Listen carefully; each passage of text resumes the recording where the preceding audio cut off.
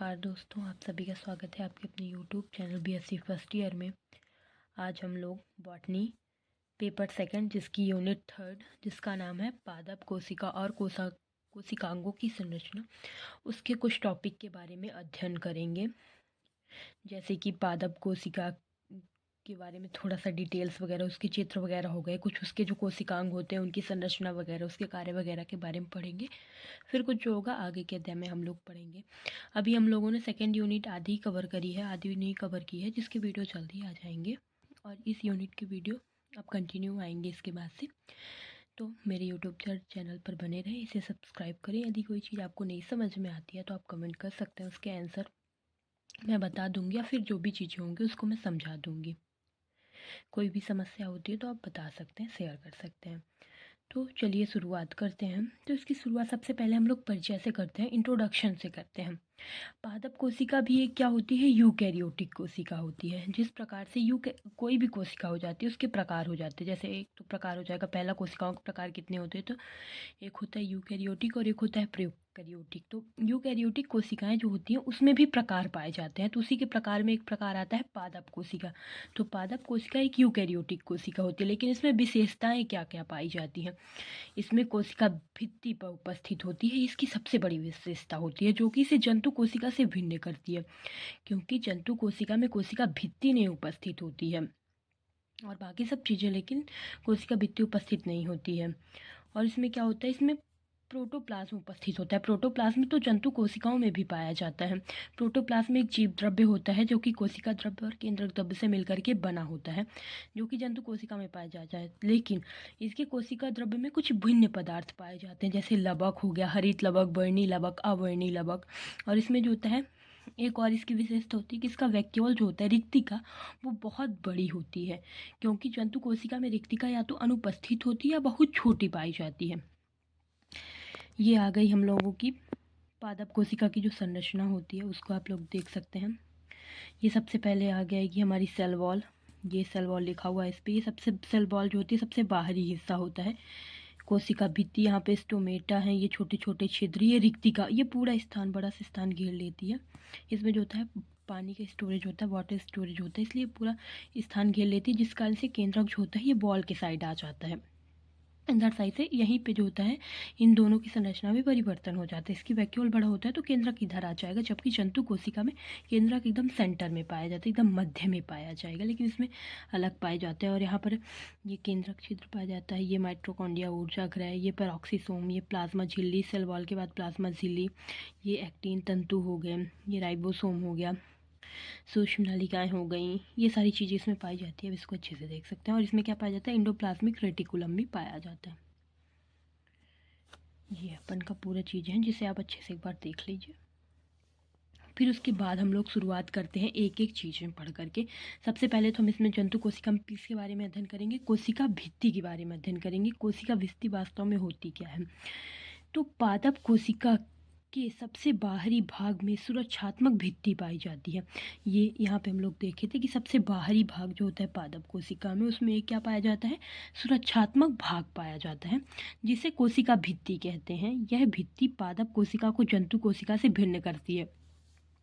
यही भित्ति होती है जो पादप कोशिका को जंतु कोशिकाओं से भिन्न कर देती है, ठीक है ना।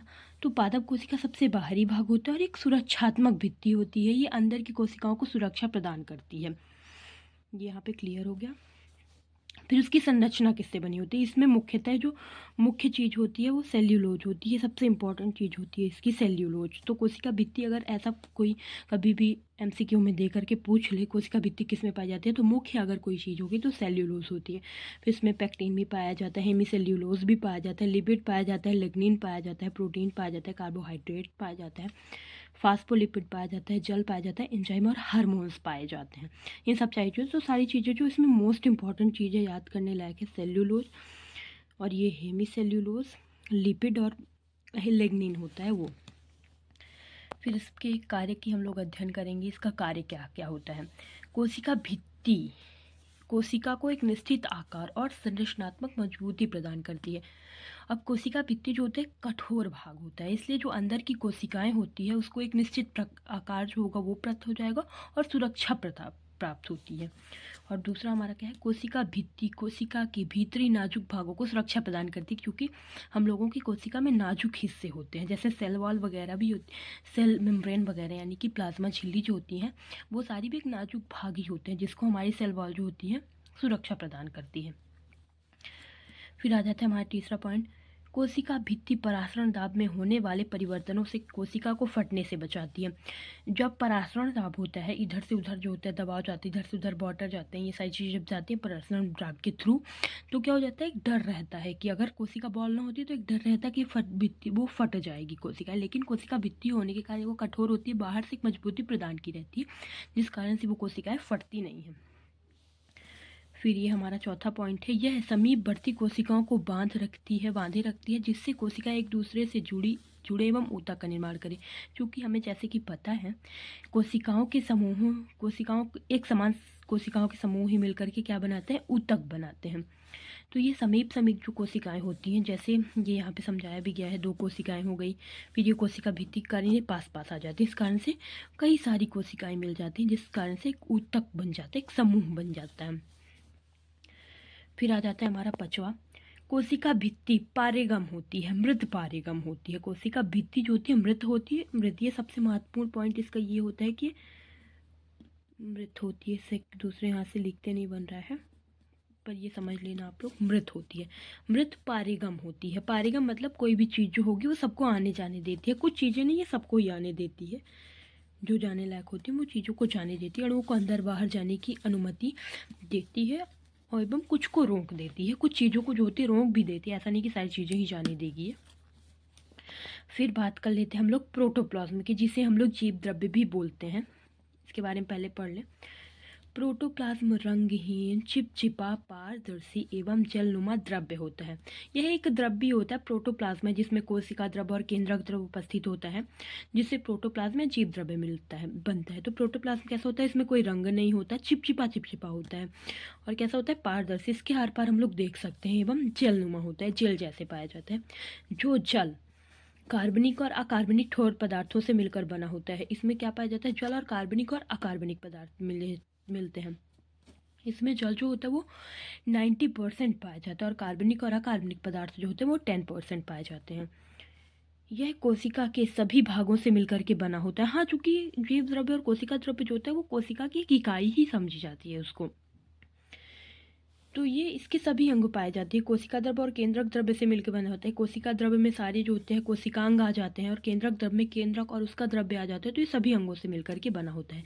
कोशिका का क्या होता है, जीवित पदार्थ होता है। हम लोग बात कर लेते हैं कोशिका झिल्ली की, जो हमारा तीसरा पॉइंट है, सेल मेम्ब्रेन, जिसे हम लोग इंग्लिश में सेल मेम्ब्रेन बोलते हैं, और इसका अन्य नाम होता है प्लाज्मा झिल्ली। यह एक चयनित पारेगम जैविक झिल्ली होती है। इसमें चयनित और पारेगम वर्ड की यूज़ किया गया है, क्योंकि ये कुछ सेलेक्टिव पार्ट जो होते हैं उसी को अंदर जाने देती है, हर चीज़ को अंदर नहीं जाने देती है। और ये पारेगम होती है और जैविक होती है। जैसे हम लोगों ने सेल वॉल में पढ़ा कि अमृत होती है, उसी प्रकार से हमारी सेल मेम्ब्रेन जो होती है वो जीवित होती है, जिसमें कुछ निश्चित पदार्थ ही आ जा सकते हैं। इसे प्लाज्मा झिल्ली के नाम से भी जाना जाता है। यह मुख्यतः प्रोटीन और लिपिड्स की बनी होती है। ये मुख्यतः, उसमें हम लोगों ने cellulose, hemicellulose, lignin, lipid वगैरह पढ़ा था, लेकिन ये किससे बनी होती है, प्रोटीन्स और लिपिड्स की ही बनी होती है मुख्यतः, इसमें जो 2 चीज़ें पाई जाती हैं। फिर आ जाता है कोशिका झिल्ली के गुण क्या क्या होते हैं। पहला, यह कोशिका को बाहरी वातावरण से सुरक्षा प्रदान करती है। जो बाहरी वातावरण होता है उससे यह कोशिकाओं को जो होता है सुरक्षा प्रदान करती है। यह लचीली स्वभाव की होती है, जो कोशिका को आकार बदलने में मदद करती है। चूँकि ये लचीली होती है, कहीं भी इधर उधर हो सकती है, तो ये जो भी आकार होता है कोशिका को बदलने में मदद करती है। और ये बाहर के संकेतों को अंदर लाती है, और अंदर की जो प्रतिक्रिया होती है उसको बाहर देती है। कोशिका को खतरनाक पदार्थों से सुरक्षा प्रदान करती है। यह कोशिकाओं को पहचानने में मदद करती है। जैसे कोई दूसरी कोशिकाएं होती हैं, कोई इसमें एक विशेष पदार्थ पाया जाता है जिस कारण से अन्य कोशिकाओं को पहचान लेती है। और झिल्ली में लिपिड और प्रोटीन होते हैं, ठीक है। फिर ये क्या करती है, पदार्थों का आदान प्रदान करती है। ये पदार्थों का आदान प्रदान जो होता है वो दो प्रकार से होता है, एक होता है सक्रिय परिवहन और एक होता है निष्क्रिय परिवहन। तो सक्रिय परिवहन जो होता है वो निष्क्रिय परिवहन बिना ऊर्जा के होता है और सक्रिय परिवहन ऊर्जा के साथ होता है। अब पदार्थों के आदान प्रदान से आश्रय ये है कि अगर कोशिका को कोई चीज़ जो है इम्पॉर्टेंट है, उसके लिए महत्वपूर्ण है, उसको इसकी आवश्यकता है, तो हमारी सेल मेम्ब्रेन जो होती है उसको अंदर लेती है, और जो अवशिष्ट पदार्थ होते हैं जिसको हमारी सेल की आवश्यकता नहीं है उसको बाहर फेंक देती है, बाहर निकाल देती है।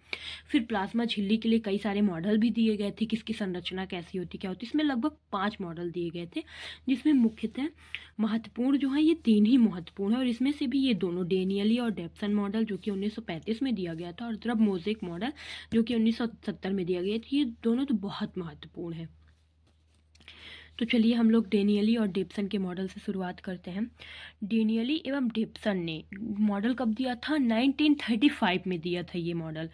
डेनियली और डॉप्सन ने सन 1935 में सर्वप्रथम प्लाज्मा झिल्ली की आणविक संरचना को समझाने के लिए लाइपोप्रोटीन मॉडल प्रस्तुत किया था। इन्होंने कौन सा मॉडल प्रस्तुत किया था, लाइपोप्रोटीन मॉडल प्रस्तुत किया था, जिसे हम लोग सैंडविच मॉडल भी बोलते हैं। ये आप लोगों ने पढ़ा होगा, पहले की क्लास में हम लोग पढ़ चुके हैं। तो क्या होता है लाइपोप्रोटीन मॉडल या फिर सैंडविच मॉडल, कब दिया गया था, 1935 में दिया गया था। किसने दिया था, डेनियली और डॉप्सन ने दिया था। ये महत्वपूर्ण पॉइंट है यहाँ पे। पहले इसके सिद्धांत के बारे में पढ़ लेंगे, उसके बाद हम लोग ड्राइंग से समझेंगे इस चीज़ों को। इस मॉडल के अनुसार प्लाज्मा झिल्ली 3 स्तरों की बनी होती है। इस मॉडल के तहत हमारे डेनियली और डेप्सन जी ने कहा था कि झिल्लियाँ, प्लाज्मा झिल्ली जो होती है उसमें 3 स्तर पाए जाते हैं। एक मध्य में जो कि प्रोटीन के बाह्य एवं आंतरिक घेरा से घन होते हैं। एक मध्य में फास्फोलिपिड के 2 स्तर पाए जाते हैं। मध्य में जो होते हैं हमारे फास्फोलिपिड के 2 स्तर पाए जाते हैं। फिर इधर एक बाहर हिस्सा हो गया और एक अंदर हिस्सा, ये प्रोटीन का होता है, ठीक है ना, ये हो गया। और फास्फोलिपिड के हाइड्रोफोबिक टेल्स केंद्र की ओर होती हैं। हाइड्रोफोबिक का अर्थ होता है वो जो कि जिसे पानी से डर लगता है, जैसे फोबिया हो गया। फोबिया का अर्थ होता है डर लगना, तो हाइड्रो यानी कि जल और फोबिया यानी डर। तो इसकी टेल्स जो होती हैं वो केंद्र की ओर होती हैं और एक दूसरे के सम्मुख होती हैं। और हाइड्रोफिलिक हेड्स पाए जाते हैं जो जल रागी होते हैं, जिनको जल से स्नेह होता है, वो कहाँ पाए जाते हैं, परिधि की ओर पाए जाते हैं। अब इसको हम लोग चित्र से अच्छे से समझते हैं। सबसे फर्स्ट तो ये मॉडल किसने दिया था, डेनियली और डेप्सन ने दिया था, और उन्होंने क्या बताया था, इसमें 3 स्तर पाए जाते हैं, जैसे कि ये बाह्य वो हो गई, बाह्य प्रोटीन हो गई, ये आंतरिक प्रोटीन हो गई, और ये हमारे फास्फोलिपिड्स की 2 स्तर हो गई। ये हमारे फास्फोलिपिड्स के 2 स्तर होते हैं। ये त्रिस्तरीय बन गया, और इसको सैंडविच मॉडल मुख्यतः क्यों, पहले तो इसके बारे में सैंडविच मॉडल बारे में पढ़ते हैं।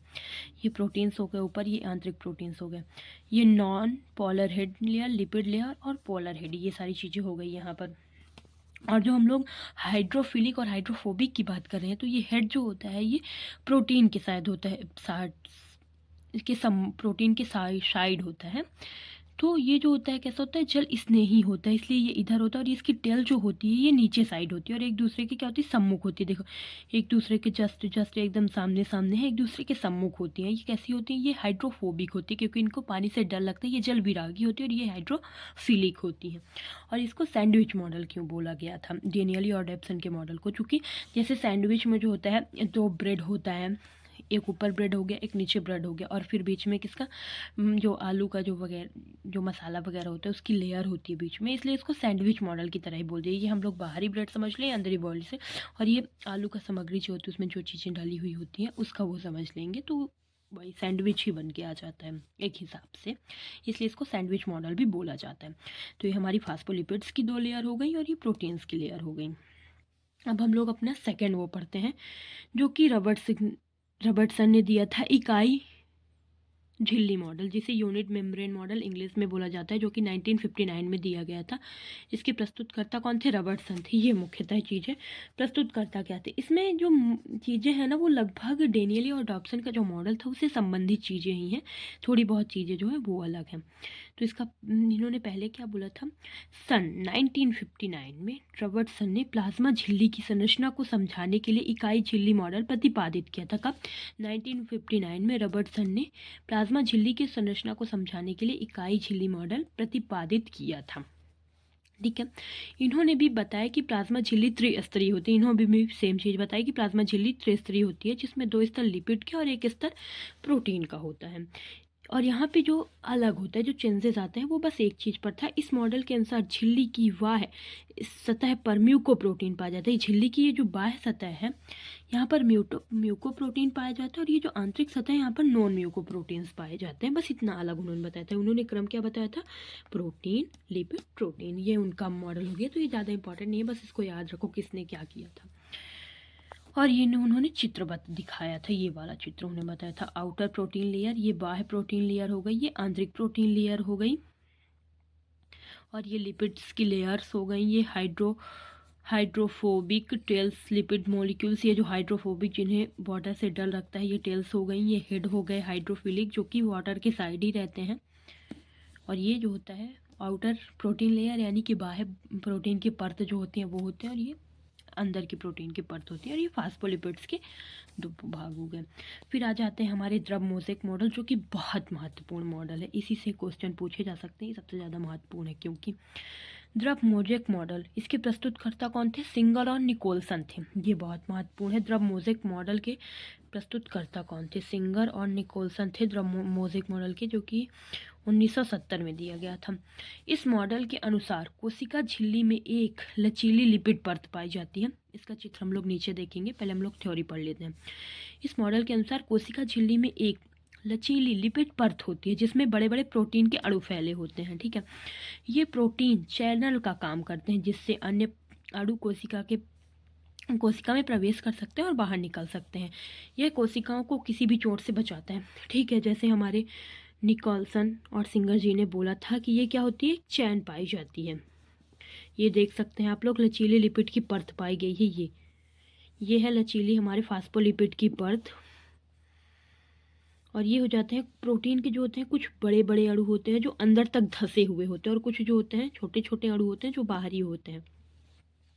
तो ये कुछ अणु होते हैं जो अंदर तक धसे होते हैं, और ये एक चैनल का काम करती है, जिससे कुछ पदार्थ अंदर आ सकते हैं और कुछ पदार्थ जो होते हैं बाहर जा सकते हैं। तो ये आप लोग देख सकते हैं, इसका चित्र हो गया। और ये हमारे जो होते हैं टेल वगैरह हो गई, हेड्स वगैरह हो गए फास्फोलिपिड्स के। अब थोड़ा सा और पॉइंट बच रखा है हम लोगों का। इसके मुख्य घटक क्या होते हैं? इसमें मुख्य मुख्य चीज़ें क्या पाई जाती हैं? लिपिड्स पाए जाते हैं इसमें, और इसमें मुख्यतः फास्फोलिपिड पाया जाता है। यह द्विस्तरीय संरचना बनाते हैं। इसमें हाइड्रोफिलिक हेड एवं हाइड्रोफोबिक टेल पाई जाती है। हाइड्रोफिलिक यानी कि जल स्नेही जो होते हैं वो सिर होते हैं, और हाइड्रोफोबिक यानी कि जिनको डर लगता है जल से, वो क्या पाई जाती है? टेल पाई जाती है। यह झिल्ली अर्धपारेगम बनाता है। यह झिल्ली को जो होता है अर्धपारेगम बनाता है। इसमें प्रोटीन के दो प्रकार होते हैं। इसमें प्रोटीन भी जो होती है दो प्रकार की पाई जाती है। एक होती है इंटीग्रल प्रोटीन, झिल्ली में गहराई में उपस्थित होती है, जैसे ये वाली प्रोटीन होती है, हमारी इंटीग्रल प्रोटीन होती है। ये वाली प्रोटीन इंटीग्रल प्रोटीन होगी, क्योंकि अंदर तक धसी हुई है। और एक होती है पेरीफेरल प्रोटीन, झिल्ली की सतह पर उपस्थित होती है। दूसरी वाली प्रोटीन होती है हम लोगों की पेरीफेरल प्रोटीन है, ये वाली प्रोटीन जो कि सतह पर ही उपस्थित है। और इसमें क्या पाया जाता है? इसमें कोलेस्ट्रॉल पाया जाता है और कार्बोहाइड्रेट्स पाए जाते हैं। तो यहीं से हमारा समाप्त होता है। हम उसके आगे जो होता है गोल्गी अपार्टस वगैरह हो गए, जो सारी और संरचनाएं हैं, एंडोप्लाज्मिक रेटिकुलम वगैरह, उनके बारे में अध्ययन करेंगे, जिसका नेक्स्ट पार्ट हमारे नेक्स्ट दिन आ जाएगा। तो आप हमारे चैनल को सब्सक्राइब कर लीजिए, हमारे चैनल पर बने रहिए, जिससे जो भी हम लोग पढ़ा रहे हैं वो आपको समझ में आ जाए, चीज़ें आप समझ लें। अगर कुछ समझ नहीं आता तो आप कमेंट कर सकते हैं, और इसका PDF हमारे टेलीग्राम चैनल में अवेलेबल है, आप जा कर के देख सकते हैं। Thank you so much.